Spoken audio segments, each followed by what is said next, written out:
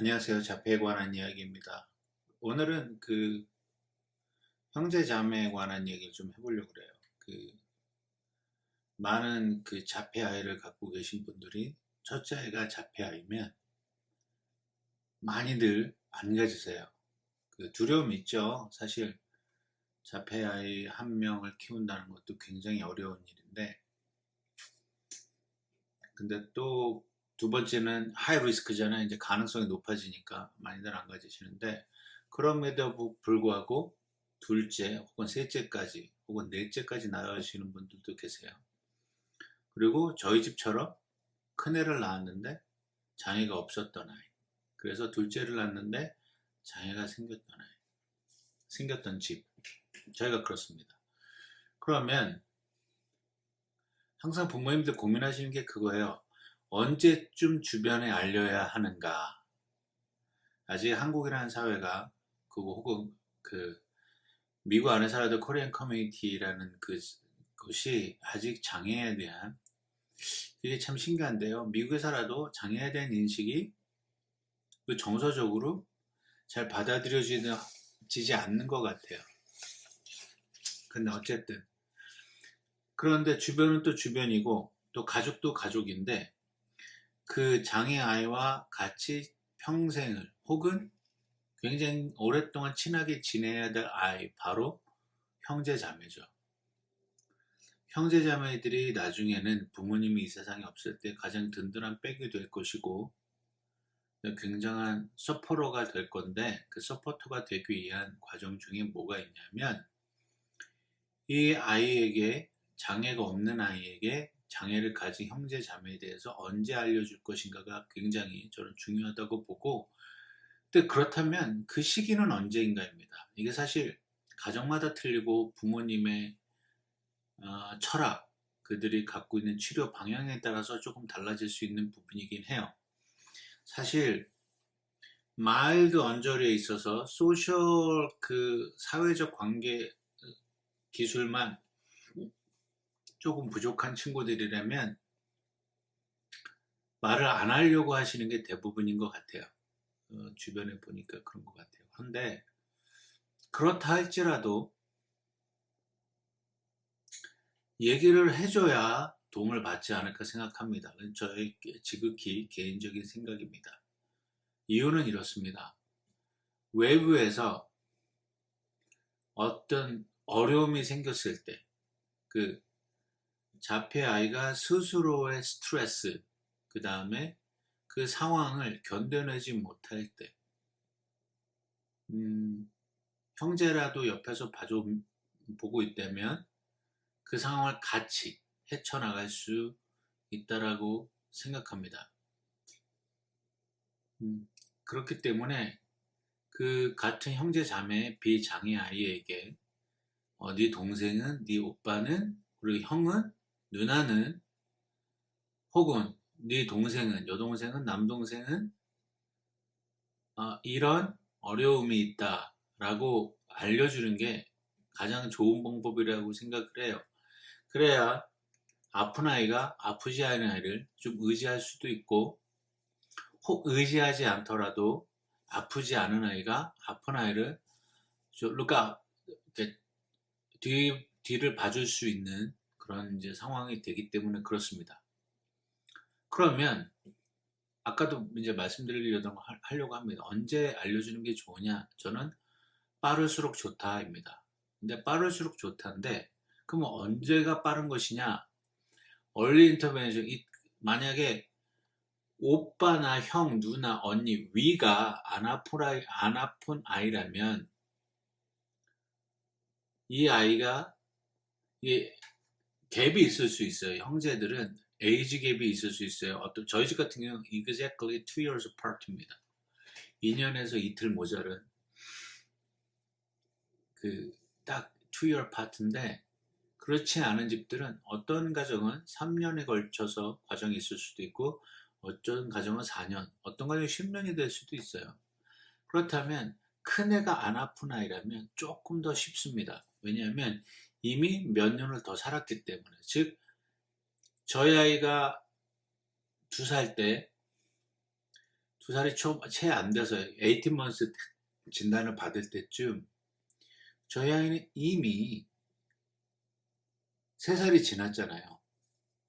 그러니까 3살을 지나고 있었기 때문에 충분히 아이에게 설득을 할 수 있었어요. 그리고 그때 3살짜 애들은 조금이나마 얘기를 합니다. 그리고 5살쯤 됐을 때 왜 동생은 말 못해? 라는 질문을 받았어요. 그래서 머리가 아파서 그렇다라고 얘기를 해줬습니다. 머리가 아파서 태어날 때부터 머리가 아픈 병을 가지고 태어나서 그렇다. 그래서 형이 동생을 바라보는 시선이 조금 바뀝니다. 아, 내 동생은 아프네 라고 생각을 하고 계속 아이의 뒤를 봐주고 있습니다. 그러니까 그리고 동생이 필요에 따라서 그 아이의 가드가 되어주기도 하고 그 아이의 대변인도 되어주기도 하고 지금은 더더욱 그렇습니다. 크고 나니까 더 그렇고요. 근데 아픈 아이가 큰 아이라면, 그러니까 장녀든 장남이든 자녀들 중에 첫 번째라면 이건 또 조금 얘기가 다릅니다. 왜냐하면 보통의 가정과는 다르죠. 장애 가정이. 그렇기 때문에 그 가정들이 겪는 아픔 속에서 이 둘째 아이가 가져가야 될 아픔이 또 있는 거예요. 저희 큰애도 있습니다. 어렸을 때 형제들끼리 뒹굴고 싸우면서 배우는 사회적 관계를 저희 큰애는 못 배웠어요. 부모가 해줄 수 있는 게 어느 일정 부분이고 또 형제들끼리 서로 다투고 양보하고 협력하고 하면서 배우는 사회적 관계도 분명히 있는 건데 저희 아이가 그 인터랙션이 없으니까 소통이 없으니까 그걸 못했고요. 그렇다면 반대로 그 집안의 큰 아이가 아프면 둘째 아이는 굉장히 힘들죠. 도움이 필요할 때 있지 않습니까? 그러면 갈 데가 이 아이는 부모님밖에 없어요. 그렇기 때문에 이 아이들은 이 가정마다 틀리고 아이마다 틀려서 제가 조심스럽습니다. 어때 이게 이렇다라고 얘기할 수 있는 게 아닌 것 같아서 사실 조심스러운데요. 오빠는 형은 왜 말을 못해? 라고 물어봤을 때 일단 어린아이들이 갖고 있는 건 그런 거 있잖아요. 저희도 저 사람은 나이가 많으니까 나보다 괜찮을 거야 라는 어떤 인식들. 물론 이제 현대사회에서는 많이 없어진 인식이긴 하지만 형제들끼리에서는 그런 게 있어요. 형아 이거 도와줘. 형아 오빠 누나 이거 해줘 도와줘. 뭐 이런 것들이 있는데 이 둘째 아이는 그 도움을 청할 수가 없는 거죠. 그게 또 안타까운 거더라고요. 보니까 주변에서. 그래서 그리고 이 아이가 물어볼 때 이야기해 주는 거. 그러니까 큰 아이가 7살이 될 수도 있고 10살이 될 수도 있지만 둘째 아이가 4살, 3살.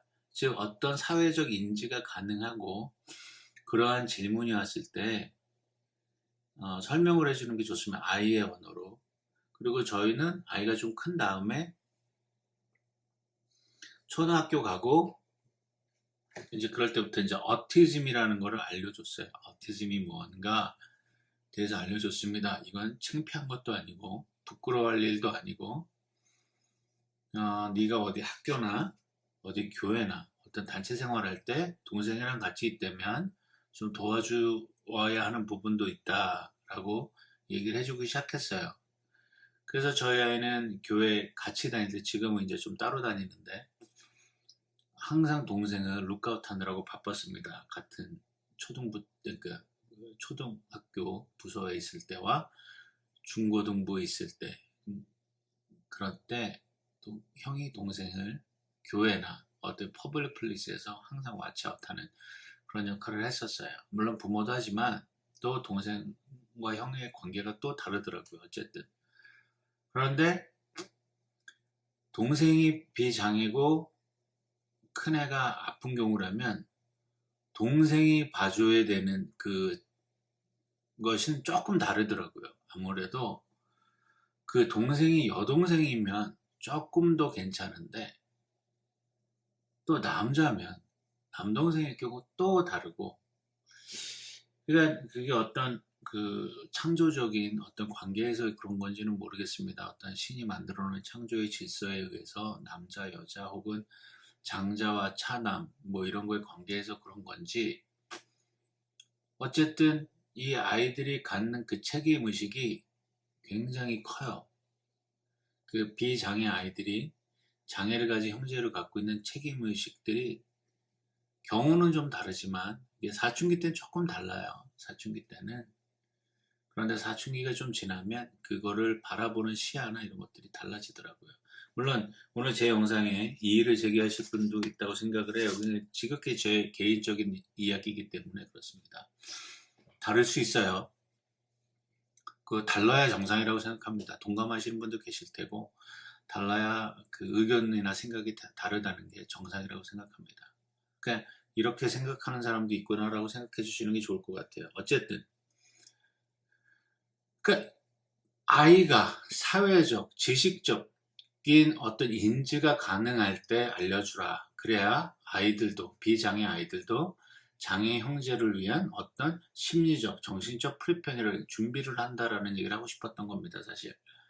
그러니까 본의 아니게 리스폰시빌리티를 갖게 돼요. 특히 아이들의 나이 차이가 그렇게 크지 않으면, 저희 집까지 2살, 혹은 1살, 연년생일 경우는 항상 같이 움직이게 돼요. 거의 대부분이. 그러니까 저희 아이처럼 중증이어서 아예 학교 클래스도 다르고, 일반 클래스와 장애 특수교육 클래스 완전히 갈리면 또 얘기가 다른데, 모더레이시나 마일드 같이 어떤 학업적인 것도 적당히 쫓아갈 수 있고, 혹은 또 스마트할 수도 있고요. 이러다 보면 거기에서 계속 룩아웃 하는 부분들이 좀 있어야 돼요. 어떤 피지컬리, 신체적으로 어떤 학교에서 분리를, 왕따를 당하거나 어떤 장애아이가 불이익을 취할 때 대변해 줄 수 있는 사람은 자기 형제밖에 없는 것 같아요. 아이가, 보통의 자폐 아이들은 썩기럽이라고 그러죠. 삭히는 경우가 되게 많은데, 형제가 있고 그걸 봤다면 그런 가드 역할, 그런 보조 역할들을 해줘야 되기 때문에, 어, 그러니까 하라가 아니라 그들 스스로가 가지는 책임의식인 것 같아요. 저희도 큰아이한테는 안 주려고 굉장히 노력을 많이 하지만, 모르는 일이잖아요. 저희 부모들이 가는 데는 순서 없대지만 먼저 죽는다는 게 자연적 이치면, 부모가 먼저 죽는 게 이치인데, 그렇다면 남아있는 아이들끼리 서로 의지하면서 살아야 되는데, 그렇다면 형제밖에 없는 거죠. 그러니까 나이가 어릴수록 빨리 받아들이고, 그리고 그거에 대한 스스로들을 준비를 한다는 것 같아요. 심적으로, 정신적으로. 저희 큰애는 그랬습니다. 그러니까 그걸 얼리 스테이지에 알려줘서, 지금 당장 부모가 있을 때는 너는 신경 안 써도 돼. 네 거만 하면 돼. 그리고 그 아이의 길을 찾아갈 수 있도록 도와주는 게 좋고요. 그리고 그 아프지 않은 아이의 발달과 성장도 잘 부모님이 지켜봐 주셔야 돼요. 그러니까 저희 아이가 지금, 큰애는 지금 입시 준비하느라고 되게 지금 뭐 여러 가지로 바쁩니다. 그런데 저희 와이프나 저나 그 아이의 스케줄도 트래킹하고 그 아이 것도 봐주고 있어요. 그래서 그 아이도 준비가 돼야 사회에 나갈 준비를 시켜줘야 되기 때문에 그렇습니다.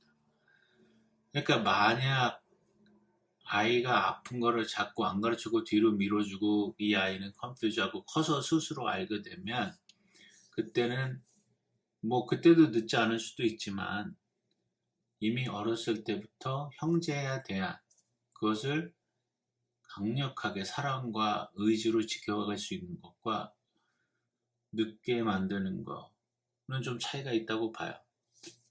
그렇습니다.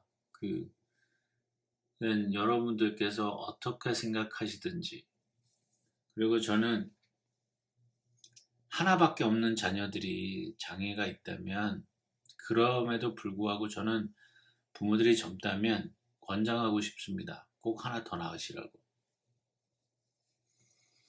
여러분들이 죽고 나면 그 아픈 아이, 사회적인 어떤 관계가 어렵고 또 부모를 잃음으로써 오는 정신적 충격에 의한 사회 활동이 어려울 수도 있는 이런 우리 자폐 아이들이 형제라도 있으면 서로 의지하고 서로 도울 수 있는, 그리고 서로 안정적인 게 될 것 같아요. 지금은 부모님들이 힘드니까 저희도 이제 길러봤죠. 그러니까 하나 기르는 것보단 둘이 힘들고요. 그 주변에 보면 그 최근에는 이제 연락을 안 한 가정이긴 한데, 제가 옛날에 일할 때 만났던 그 집은 그 세 쌍둥이가 다 자폐예요. 그래서 아, 굉장히 안타까운 경우였는데 셋이 잘 지낸대요. 지금 그 친구들도 거의 티네이저가 됐죠. 네, 지금 팬데믹 이후로는 제가 연락을 해본 적이 없어요. 근데 팬데믹 전까지만 해도 가끔 연락하고 했던 가정인데, 그 집은 애들이 티네이저 잘 놀아요. 서로 의지하고, 그 중에 그렇다고 자폐가 있다 그래서 또 생활 전반이 뒤처지진 않아요.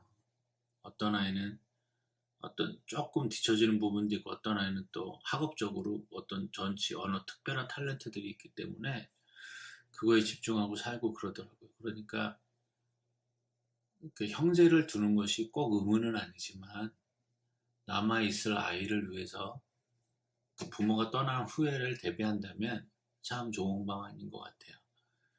그리고 혼자 있는 것보다 서로가 같이 의지할 때 뭘 많이 배우고 얻어가고 서로가 그런 것 같습니다. 어쨌든 오늘은 주저리 잔소리 같은 이야기를 한 것 같아요. 제 경험이었습니다. 그러니까 아이가 궁금해할 때, 어릴 때, 아이가 인지 능력이 생겼을 때, 비장애 아이들 경우, 혹은 그게 장애 아이일지라도 서로에게 이런 증상이 있다라고 이야기해 주는 게 좋을 것 같습니다.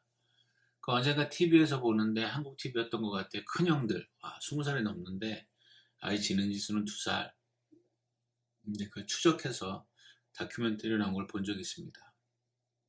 폭력적인 게 좀 가라앉혔고, 그 누나도 있고, 그 쌍둥이 형제가, 그 남자 형제들이 자폐가 있었는데, 누나는 사회복지사로 일하면서 동생들을 보고, 그 형제들, 남자 형제들 서로 뭐 티격태격 함에도 불구하고 서로를 챙기는 모습을 TV에서 본 것 같아요. 그러니까 형제들이 빨리 인식할수록 그거에 대한 그 어려움이 덜하지 않는가 생각되었습니다. 오늘도 영상 봐주셔서 감사하고요. 다음에 뵙겠습니다.